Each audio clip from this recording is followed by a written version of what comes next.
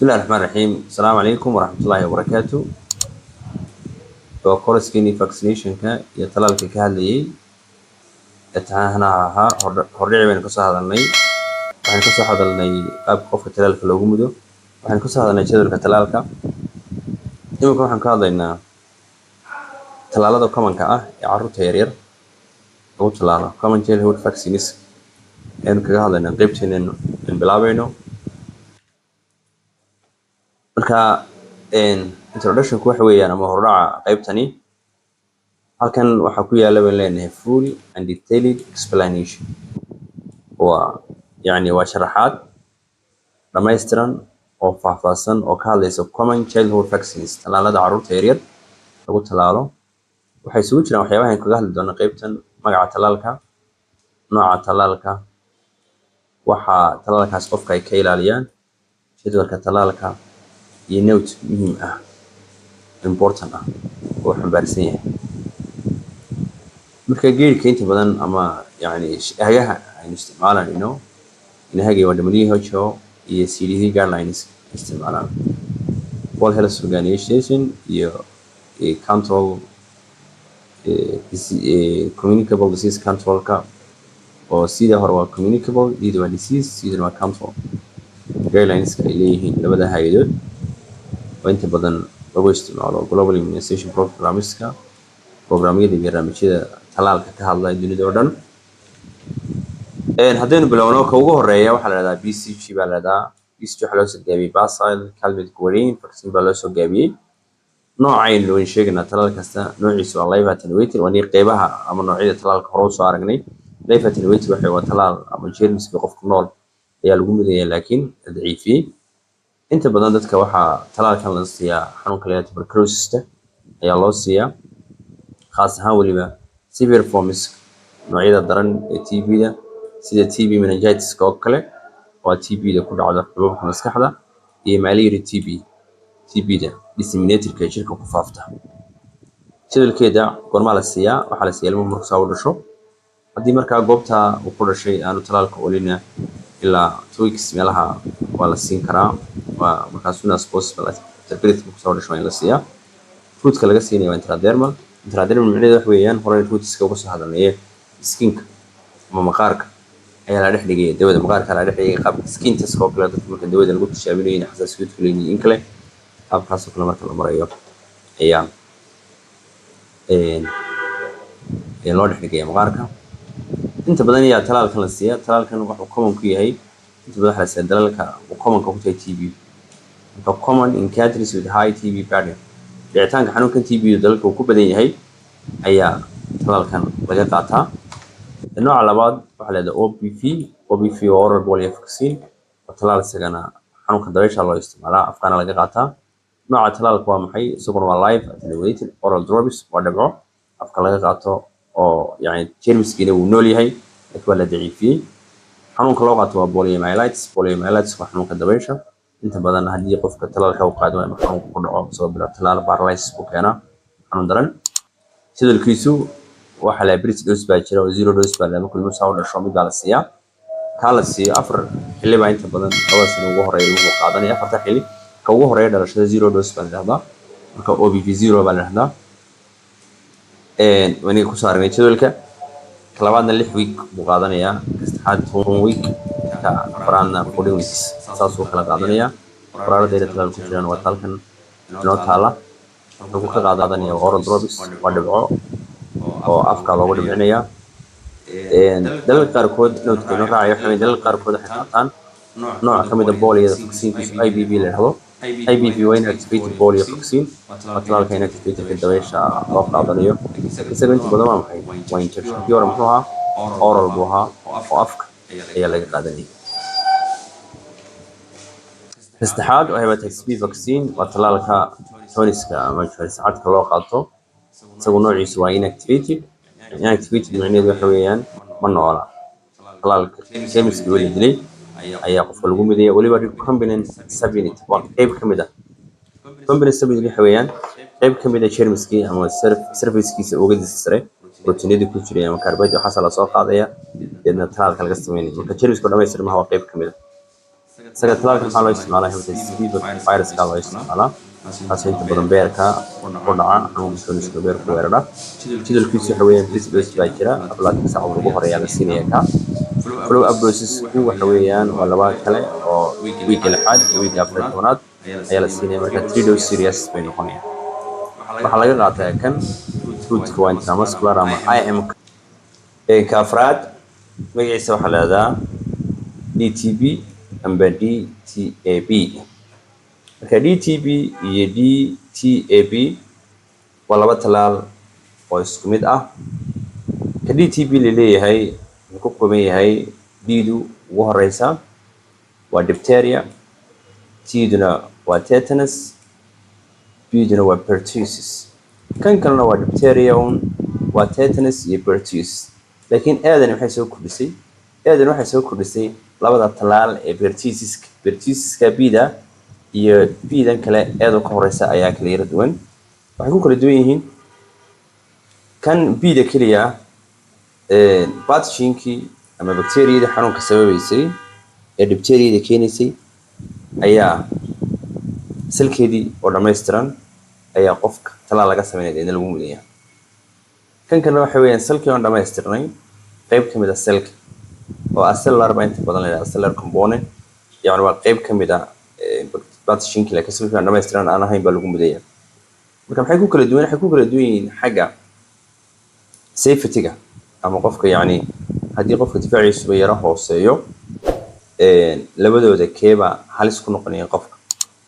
maadaama pathogenku difaaciga la dagaalamayo difaaci qofkuna hadduu intaag yahay difaac fiican qofku uu leeyahay waxa u fiican ka hore labada DTB-da keliya ah ee salka dhammayska tiran laakiin qofka difaaciisu hadduu yara hooseeyo ama qofka looga baaqeeyaba xanuun inuu waxaan xanuun caadi ku keeno waxaa la siiyaa DTAB-da ka qaybta ka midka ah salkii bacteriyadii keenaysay pertussiska ama keenaysay waxa loo yaqaano kixda ama xiiq dheerta ayaa lagu midayaa marka D-du waa diphtheria T-du waa tetanus B-duna waa pertussis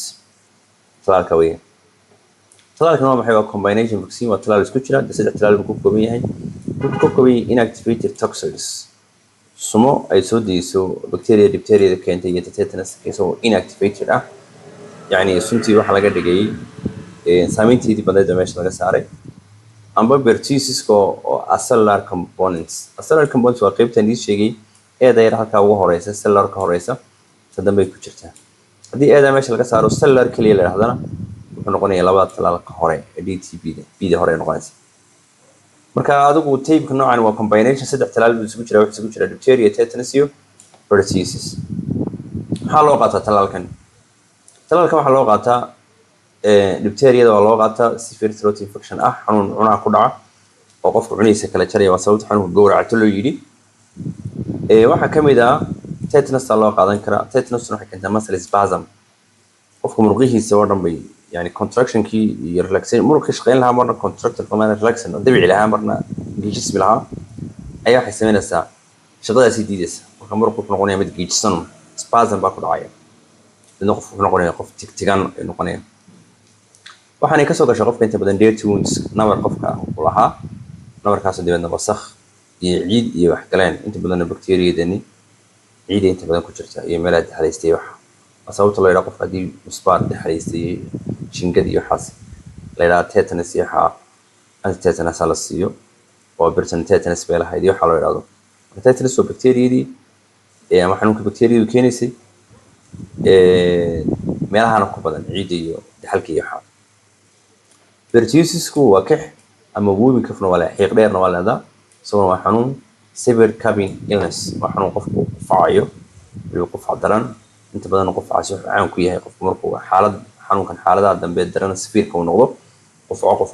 qofku matagaa waa classical sign-ka lagu yaqaano maxaa quraarada ayara ka taala ayaanu talaalkaasi ku jira waa ku halkaa ku qoran diphtheria tetanus iyo pertussis ku halkaa ku qoran marka imika halkan kan wax la socda talaalo kale kan ku jira waa saddexdan talaalo combinedka waxaa la socda kan yar imika 5 buu ka koobay talaal waxaa la socda hepatitis B-gi iyo hemophilus influenza type B-gi shanta bentazole isku dhacdo weeyaan jadwalka goorma la qaadanaya waxaa la qaataa wiiga lixaad waa kow ah 42 jir 42 cisho markuu ilmuhu jiro ilaa 45 cisho inta u dhaxaysa haddana waxaa ku xigay qaybta labaad wiiga 10aad haddana wax qayb saddexaad la siinaya wiiga 14aad intaas waa inta hore waa primary dosiska booster dosiska oo xoojinta ah iyaguna goorma la qaadanaya waxaa la qaadanaya 15 to 18 months oo ah 15 bilaa 18 bilaa meelaha kadib haddana 46 years waa la siinaya root-ka laga qaata waa IM oo muruqa laga siinaya waa intermuscular weyn marka DTB inta badan yaa isticmaala DTB da oo labada talaal qaybta hore ah ee salka caadiga ah waxaa loo isticmaalaa in developing countries talaalka soo koreya DTAB dana waxaa isticmaalaa oo qaybta safer version-ka ah qaybta safe-ka ah anigu labada qaybood qaybta inta badan waxa ka saifsan qaybtan marka qaybta safer-kana waxaa isticmaalaa inta badan high income settings meelaha dakhligoodu sare dalalka yani horumaray baa isticmaalaa nooca shanaad waa hib baa la yidhahdaa ama hemophilis H waa hemophilis I waa influenza B duna waa type B talaalka waa conjugate vaccine noociisu conjugate vaccine waxa weeyaan qayb kamid ah virus ayaa la soo qaadanaya marka subunit kamid ah recombinant weeyaan type waxaa loo isticmaalaa talaalkan dadka loo siiyay ka hortagaan waxay ka hortagaan xanuunka meningitis-ka iyo qoorgooyaha loo yaqaano pneumonia ooftay ka hortagaan Epiglottitis waa xanuun ku dhacay epiglottis-ka ama waa daboolka yar ee glottis-ka amba hunguri cadka awoodu marka ay halka ay marto iyo halka cuntadu marto loo tumbo isku dhow marka labada tumbo waxa weeyaan qofku marka cuntada cunayo tumbadan hawada waa la daboolaa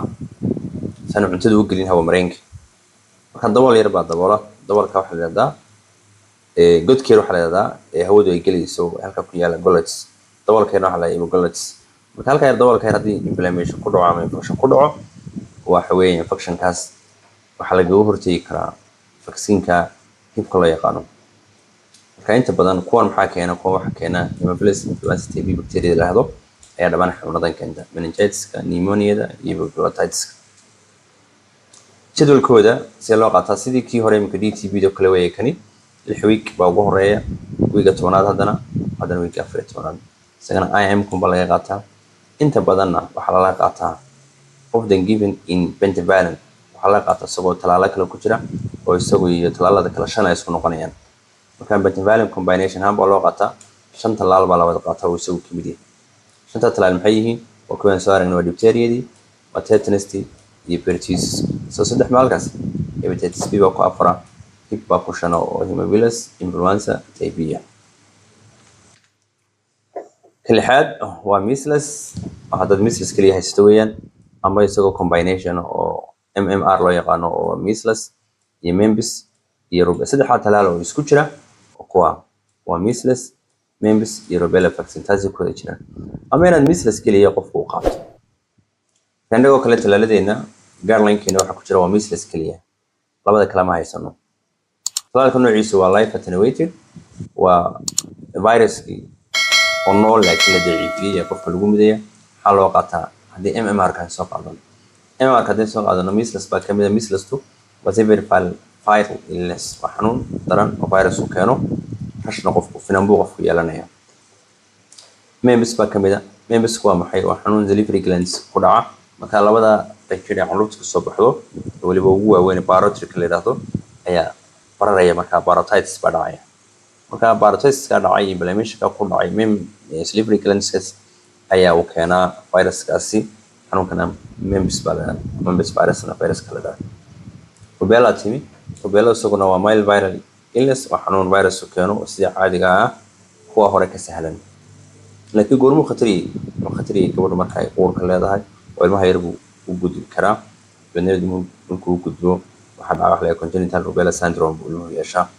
waa xaalad khatar ah waa xanuunada ka gudba placenta-da sidalkiisu waa maxay measles-ta dooska ugu horeeya 9 bilood baa lagu siiyaa ama 12 bilood waxay ku xiran tahay dalka qaarkood 9 bilood bay isticmaalaan qaar 12 bilood bay isticmaalaan second dose-kana waxa la isticmaalaa 15 to 18 months halka lafteeda dalka qaarkood 12 to 15 months bay isticmaalaan for 4 to 6 years ama waxa la siin karaa 4 ilaa 6 sano marka halka laga qaado root-ka subcutaneous waxaan uga jeednaa maqaarka waa la dhaafinay maqaarka hoostiisa la dhigaya lamana gaarsiinayo muruqa kaasa la subcutaneous